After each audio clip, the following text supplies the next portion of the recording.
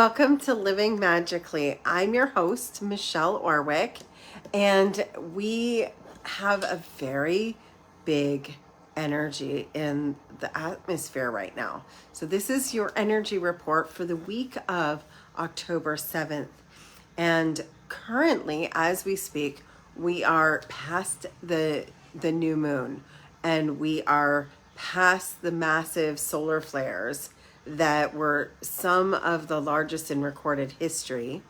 And we are past one hurricane and looking at another. So no matter where you are on this planet, we are seeing seismic energies right now, whether that's solar flares, hurricanes, and all kinds of things going on all over the world. And this is an energy shift. We see that the eclipses are now over. Some say that the full moon on the 17th is a partial eclipse. It's not an official eclipse. It's similar to an eclipse. So there is big energy, and it's the last of the super moons, which is part of the reason for all of this water being so intense. We are in literally intense times. There is a Chinese curse, which is may you live in interesting times. And while I do not think we are cursed, I do think that there is some huge astrology around water and flooding and rain. And it is a big grand water trine this week. So we do have a lot of things happening that is about change and purification and energy. So first thing I do want to say, because a lot of you are in Florida or Central Florida. So yes, we do have a big storm coming. This may be one of the biggest storms Florida has ever seen, and it may not. And after the last one, this kind of is super close and super intense. So wherever you are, whether you're in Florida or outside of Florida, and whether you're in a flood zone or not in a flood zone, take this one seriously. And we can do some energetic shifts by praying into the storm. We actually send energetic love directly into the storm. And when we do that, we see it slowing down. We see it dissipating. We see it passing by, passing through, or just becoming a little bit less. So if you're doing prayers, that's what you're doing. You're practicing the art of releasing the intensity of the storm. So whether that's you're living in Florida or you're praying for Florida. If you're praying for people that are in a place where they don't have power or they don't have resources, another thing that you can do is fear creates an energy.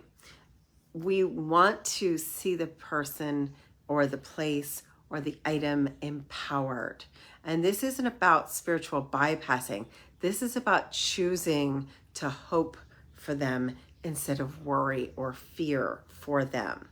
So most people will do best if they are given an opportunity to have you send them unconditional love, protection, and support. And so when you're doing this, think about it as seeing it complete, seeing them happy, seeing them whole, seeing them safe, instead of worrying about what could happen. And this includes yourself. That doesn't mean don't take care of yourself. Of course, and just for my friends and family out there in the world, I have put down the storm shutters. We have gassed up our tanks and got food and made sure that there was water and batteries and all the things that a person in Central Florida knows to do. And we're not in an evacuation zone. So I say to those that are in an evacuation zone or are close to one, don't take this particular storm too lightly. This is a very serious storm, and it's backed by astrological predictions. So what I'd say is take everything very seriously, but also take it from a place of putting the protection as an energy of ball of light. So see yourself being held, being supported, having everything you need. A prayer that I like to use is path clear, obstacles removed, everything's going my way. And then I just imagine that we're inside a ball of light, and inside that ball of light there is also a star. And so there is a protection sigil that you can find on my personal page, that I'm grateful to Diggy Joe for always posting every time we have a hurricane. So just remember that you can place a sigil on your home that says, please pass this over. We're going to be okay. And essentially, the way I do it is I hold the energy of a ball of light around my house, around my block, around my city, around my state, around my country, and then around the world. And I do it in that order. So around myself, then my home, then my city, then my state, and then around the world. So if you want to do that little piece, that creates coherence, because our body has coherence when you start from the heart. And this is why I've changed from activation energy to leading with love. So start the idea of your solar field coming from the heart, and it surrounds you all the way to your fingertips, and it's above you, and it's below you, and it's in front of you, and it's behind you. And then everything inside of that, refill it with unconditional love, refill it with support. Bring the earth energy up and bring the sky energy down, or the solar energy down. Make sure that you're basically giving earth energy up and bringing solar energy down and giving that to the earth. You're the crystal on the grid. You're the conduit for energy, intention, and spirit. And you are very powerful. Don't forget how powerful you are.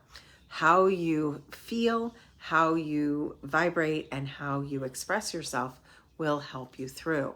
But also remember that when things don't go the way you want it to, there is a piece of divine timing. And so my piece this week is stay centered. Whatever's happening, be the calm in the middle of the storm. Be the calm for your friends and family. And because everything is best when you're coming from that place of calm. And I know a lot of things are being canceled this week. We have canceled our oil temple on 10/10. I know that the show that Mecca is doing that was supposed to be at the Mystic Market on Friday is canceled to be rescheduled. So if you're looking, a lot of things are being canceled and rescheduled, and you may see that everywhere. There is an astrology for that too. So this is often when we are stuck inside, it is time to go inward. It is time to reflect on where you are, because we still had that new moon that was very powerful last week. And we are in a time of new beginnings. So see this as a cleansing. See this as a purification.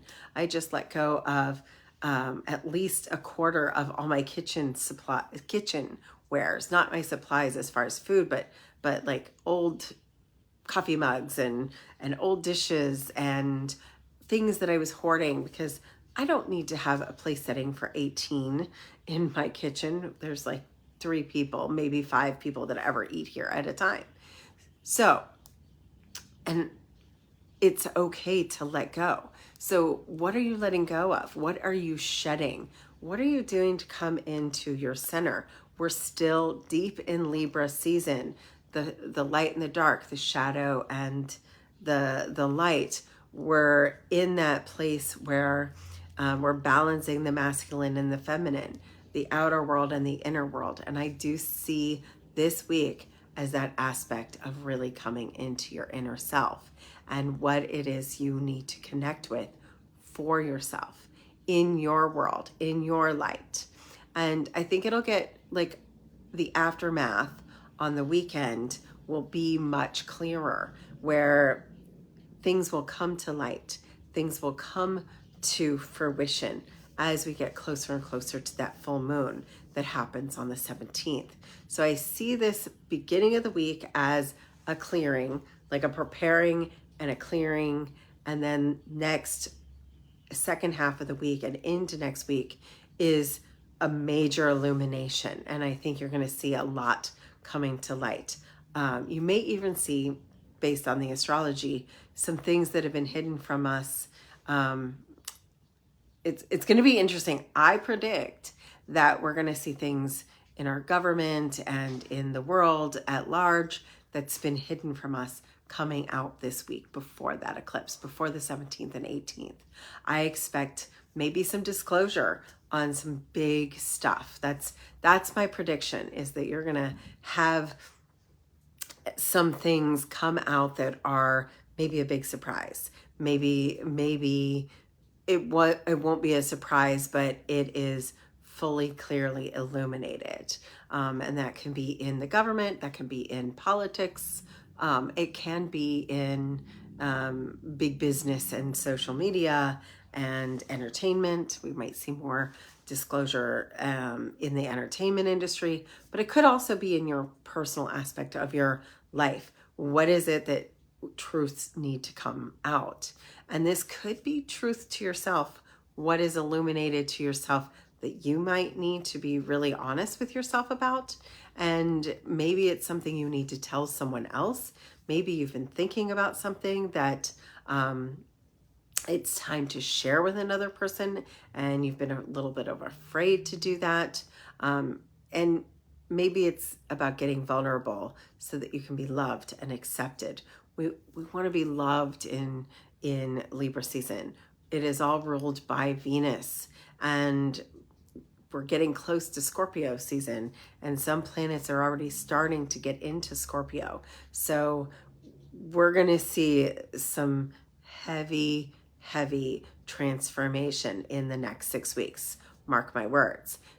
Personally, the deep inner transformation is right here on our doorstep, ready for us to become, ready for us to dig deep, dig into our heart. So the advice I have for you is get really honest with yourself, and then share that honesty with others, and be illuminated. Choose balance and centering over ego and drama. Choose truth and honesty over trying to help somebody not feel bad. Now, I want to be careful. I don't want you to spiritual bypass and be mean. There is nothing spiritual about just puking out your truth in a way that's mean to others. So I've seen people put up boundaries so hard that it's like slapping somebody in the face. And I've also seen people speak their truth so bluntly and so powerfully and so rudely that they hurt everybody around them. That isn't what we're talking about in Libra season. So I think that even though we want to be honest and we want to have full disclosure, I think the moderation is the best. And remember that the truth can come out in a way that is illuminating and loving. And so remember to lead with love. Remember to choose kindness, because even as we're placing ourselves as the most important thing, because this is a time of self-actualization.